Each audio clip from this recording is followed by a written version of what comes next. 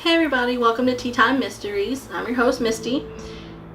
First, I want to start off by apologizing. I know that when I originally did my Brittanee Drexel video, it was because there was to be a press conference with some new information, and it's 3 weeks later and I'm just putting it up now.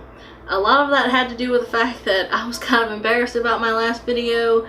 I had to do it twice. It was going in and out of focus, and it was just kind of horrendous, and I was pretty embarrassed.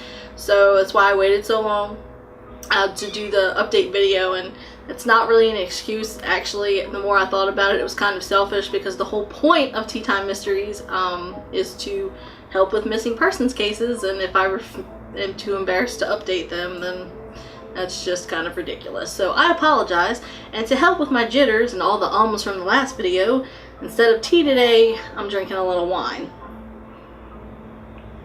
Okay, so the press conference for Brittanee Drexel was on June 8th.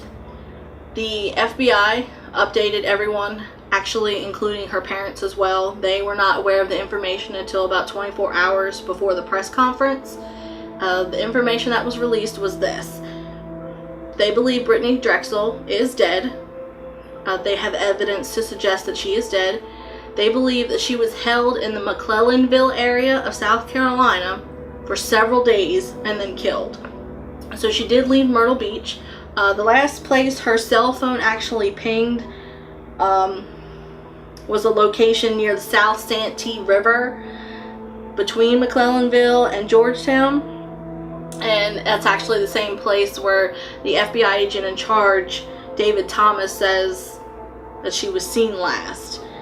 The FBI believes that there are people still in that area that know what happened, that know the people that did this. They believe there are witnesses that may have seen her, but maybe just don't realize that they have seen her. So they're asking people to come forward with any information that they have that can help solve this case. They are now offering a $25,000 reward, which was something that was not offered previously. The saddest part is Brittanee's parents, Dawn and Chad Drexel, had no idea. They had been holding out hope that their daughter was going to be found alive, and to find out before having to speak in front of thousands of people that their daughter was dead probably had to be the hardest thing ever. This is something that Dawn Drexel said during the press conference. Help us to put them in prison where they belong for the rest of their useless lives. They will never again take one of our children away in such a brutal fashion. We need your help so we can find Brittanee's remains and bring her home to lay her to rest and make sure that monsters like this can no longer victimize this community or kill anyone else's child. To have the courage to stand up in front of all those news reporters and vent her frustration and her feelings regarding her daughter's death, I can't even imagine. I have 3 children of my own, and I can't even imagine going through something like that and waiting years and having hope for years to find my child again, and then it turns out that she was killed in probably a terrible, horrible way. Brittanee's father actually also said something as well, and it was after the press conference. He actually posted this on social media. I'm going to share that with you as well. He said, "I don't know how to start or where to start this message. What I do know is that I thank all and any who have reached out to my family. This new news have put me in a very dark place in my heart. Although I know with Brittanee in my heart and soul that I need to be diligent and very patient with all the wonderful law enforcement and FBI who are doing their best to follow the new developments and info that was given to them. These developments have in a small way given us some horrible closure and also something to focus on over the next few months. One of the things I can say is that I beg any and all of you to help us bring our daughter's remains back home to us in New York. This is all about justice for Brittanee. As her father, I cannot, until the day I die, let one or more of these people who murdered our baby get away with this. I will promise by working and supporting the FBI that will help our family bring Brittanee home. Thank you so much for your read or anything else you can do to help." I don't know how many people are going to watch this video. I don't know if any of you are in the area where they're saying Brittanee was held captive and killed. If you are, if you have the slightest bit of information, any small thing that you remember from that time in 2009, come forward. Help bring this family closure. I don't want to speculate what I think happened to Brittanee or where her remains are. I can't even begin to fathom how someone could do this to another living being, or how they could just dispose of their body and not have any remorse or a feeling of guilt to come forward and bring her family closure. Her mother, her father, siblings, cousins, aunts, uncles, grandparents, they all deserve to know what exactly happened to her. Someone out there has the answers, and someone needs to come forward and say something. You can do it anonymously. You can contact the Myrtle Beach Police Department. You can contact the Center for Missing Persons. If you have any information, please call.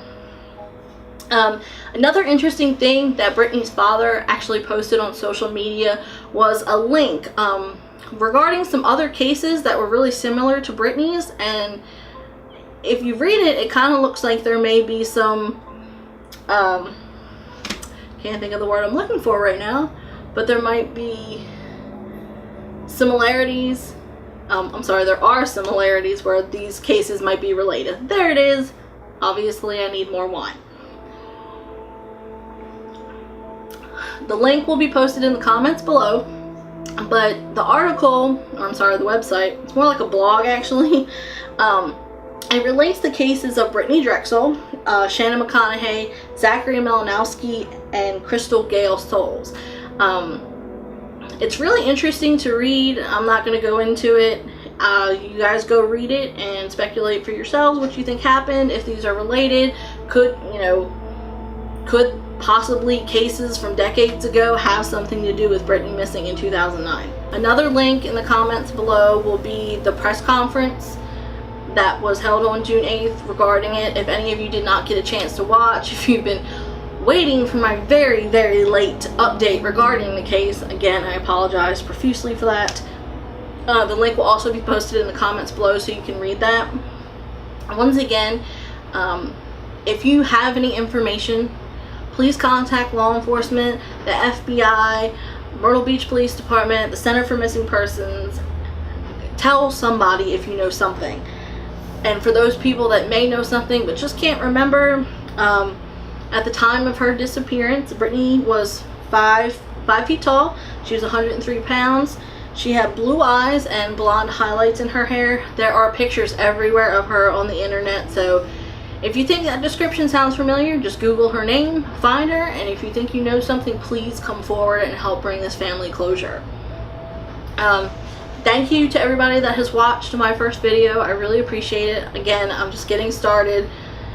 This was not the case that I wanted to start Tea Times Mysteries with because I wasn't fully prepared, but when the press conference was happening with the updated information, I felt that it was important.